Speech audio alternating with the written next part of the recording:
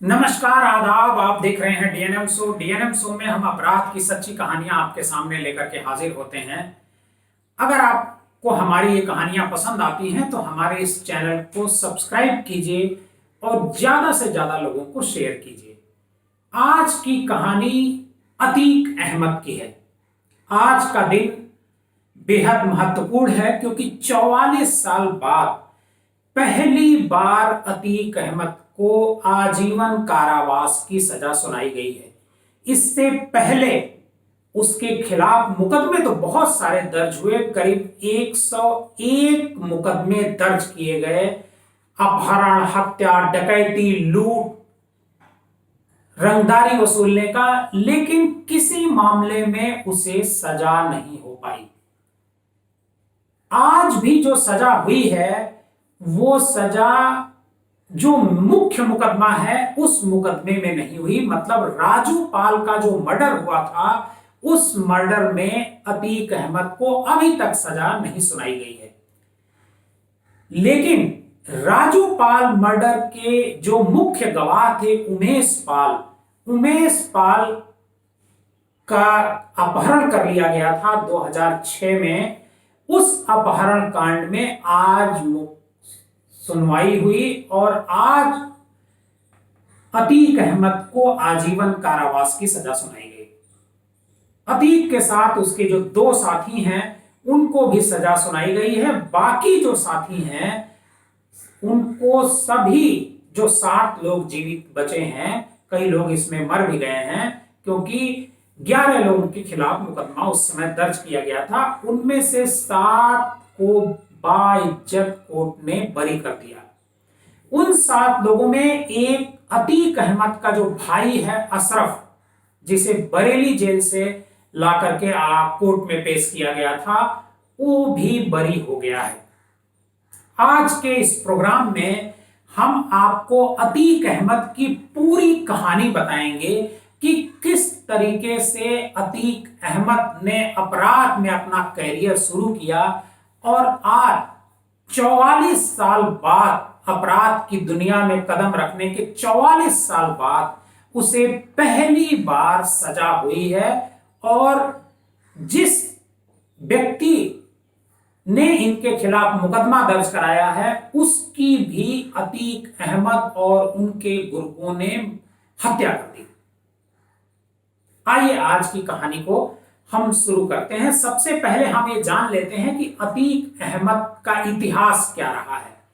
अतीक अहमद का जन्म 10 अगस्त 1962 को इलाहाबाद में, जो आज की तारीख में प्रयागराज हो चुका है, वहां हुआ था। उसके जो पिता फिरोज अहमद तांगा चला करके एक समय में परिवार का भरण पोषण किया करते थे। मतलब अतीक अहमद एक तांगे वाले का बेटा हुआ करता था।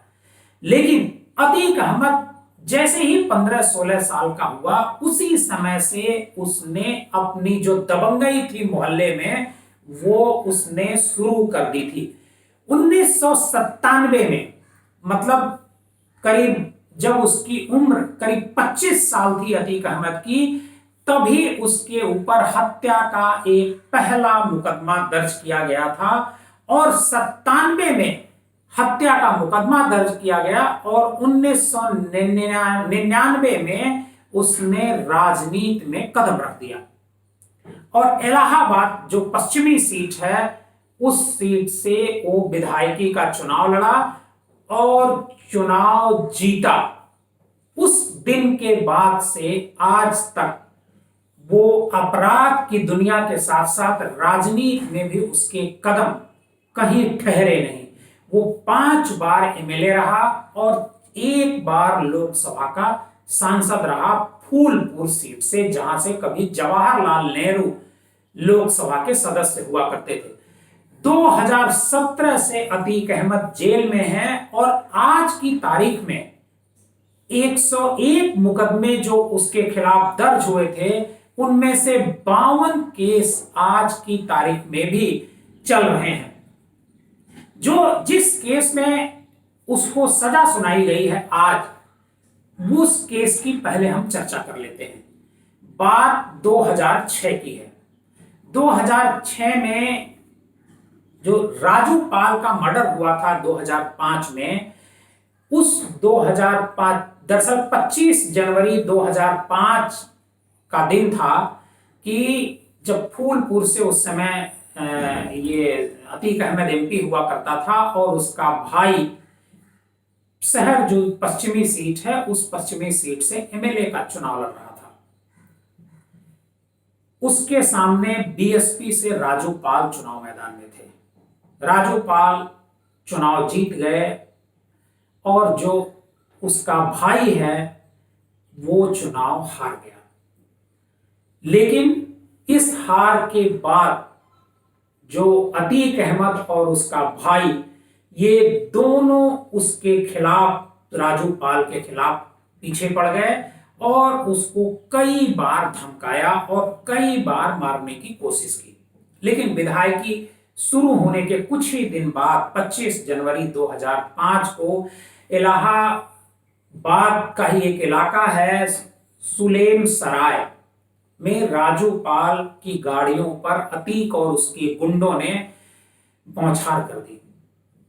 सैकड़ों राउंड की फायरिंग हुई और उस फायरिंग में कई लोगों का शरीर छलनी हो गया। उनमें से एक उमेश पाल भी था, उनमें से एक राजू पाल भी था। राजू पाल की मौत नहीं हुई थी, उसके जो साथी थे जो गाड़ी में मौजूद थे क्वालिस कार में, वो एक ऑटो में बैठ करके उसको लिटा करके अस्पताल ले जा रहे थे। हमलावरों को यह लगा कि राजू पाल जिंदा है।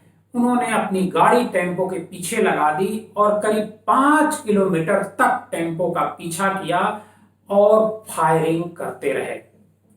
जब उस समय तक जब पोस्टमार्टम हुआ राजू पाल का, तब पता चला कि उस समय तक राजू पाल को 19 गोलियां मतलब उसके शरीर में लग चुकी थी। राजू पाल की मौत हो गई। राजू पाल की मौत जब हुई, इस मामले में हत्या का मुकदमा अतीक और उनके साथियों के खिलाफ दर्ज किया गया और उस मामले में जो प्रमुख गवाह थे वो थे उमेश पाल, जो राजू पाल के दोस्त थे और राजू पाल के रिश्ते में भी वो लगते थे। अतीक अहमद कई बार उनको धमकाने की कोशिश भी किया, लेकिन उमेश पाल नहीं माने और वो गवाही देने पर अड़े हुए थे। उस समय उत्तर प्रदेश में मुलायम सिंह यादव की सरकार हुआ करती थी और अतीक का जो कहेंगे इलाहाबाद प्रयागराज के अलावा जो अगल बगल के जिले थे वहां भी दबदबा हुआ करता था। राजू पाल की हत्या के बाद जो पूर्व मुख्यमंत्री थी मायावती, जिनकी पार्टी से राजू पाल चुनाव जीता था, वो प्रयागराज गई उसके घर पर और उन्होंने वायदा किया था राजू पाल के परिवार वालों से कि अगर वो सत्ता में आई तो अतीक को मिट्टी में मिला देंगी, मतलब उसके खात्मे की शुरुआत हो जाएगी। लेकिन उस समय चूंकि मुलायम सिंह यादव की सरकार थी, अतीक का जलवा था, अतीक को लगा कि अगर उमेश पाल उसके खिलाफ गवाही दे देंगे तो उसे सजा हो जाएगी। तो 2005 में अतीक अहमद ने उनका अपहरण करा दिया। ये बात है फरवरी महीने की। फरवरी महीने के लास्ट अंतिम हफ्ते में उमेश पाल का अपहरण करा लिया गया और अपहरण के बाद उमेश पाल को उनके अतीक अहमद का एक घर होता है करबला स्थित, घर और कार्यालय एक जैसा ही था, वहां पर ले जाया जाता है 28 फरवरी को और उन्हें रात भर उनकी पिटाई की जाती है उमेश पाल की। और उसी समय अतीक अहमद और उनके जो गुर्गे थे उन सब ने एक एफिडेविट तैयार करवाया, हलफनामा तैयार करवाया, जिसमें ये लिखा गया कि वो मौके पर मौजूद नहीं थे। मतलब जो गवाही उनकी होने वाली थी उसमें लिखवाया गया कि वो मौके पर मौजूद नहीं थे और ये भी लिखवाया कि अगले दिन वो अदालत में इस मामले में गवाही देंगे। 1 मार्च 2006 को वो ले जाया गया। वहां पर अतीक अहमद के गुर्गों के द्वारा उमेश पाल को, और उमेश पाल ने जो हलफनामा दिया था उसी तरह की गवाही कुछ कोर्ट में दी। लेकिन उमेश पाल ने उस समय कोई इस मामले में शिकायत पुलिस में नहीं की। करीब जब 2006 के बाद जब 2007 में चुनाव हुआ और बसपा की सरकार बनी, बहुमत की सरकार बनी, तो उमेश पाल ने इस मामले में एक मुकदमा दर्ज कराया 5 जुलाई 2007 को। घटना हुई थी 28 फरवरी 2006 को और मुकदमा लिखाया गया 5 जुलाई 2007 को अपहरण का। अतीक, उसके भाई अशरफ और कुल 11 लोगों के खिलाफ किडनैपिंग का केस दर्ज किया गया। और जब एक किडनैपिंग का केस दर्ज किया गया, खुद उमेश पाल इसकी पैरवी किया करते थे और खुद ये मुकदमा वो लड़ा करते थे। उमेश पाल को इस मुकदमे में और लोगों की जो गवाही होनी थी वो भी हो चुकी थी। और जब अतीक अहमद को लगा कि इस मामले में उसे सजा हो जाएगी, तो उमेश पाल को कई बार उसने धमकाने की भी कोशिश की, लेकिन उमेश पाल नहीं माने और इस केस को लड़ते रहे। समय बीतता गया, मुकदमे की सुनवाई कोर्ट में होती रही। इसी बीच 2017 में उत्तर प्रदेश में योगी आदित्यनाथ की सरकार आ गई और ये मुकदमा धीरे धीरे परवान चढ़ रहा था। अतीक अहमद को लगा कि अगर उमेश पाल को रास्ते से नहीं हटाएंगे तो इस केस में उसे सजा हो सकती है। 24 फरवरी 2023 का वो दिन आ गया जिस दिन अतीक अहमद के गुंडों ने उमेश पाल को दिन दहाड़े उसी प्रयागराज में मौत के घाट उतार दिया। इस घटना के बाद अतीक अहमद खूब चर्चा में आया और इस मसले की सुनवाई जो होनी थी वो उसी दिन 24 फरवरी की ही बात है कि उसी दिन उमेश पाल अंतिम गवाही देकर के लौट रहे थे अपने घर को, तभी उनके साथ ये घटना हुई। पुलिस ने इस मामले में भी मुकदमा दर्ज किया अतीक के खिलाफ, अतीक के परिवार वालों के खिलाफ, अशरफ के खिलाफ और कई लोगों के खिलाफ मुकदमा दर्ज किया गया। अतीक जब ये मुकदमा दर्ज हुआ तो साबरमती जेल में बंद था और उसका भाई अशरफ बरेली की जेल में बंद था।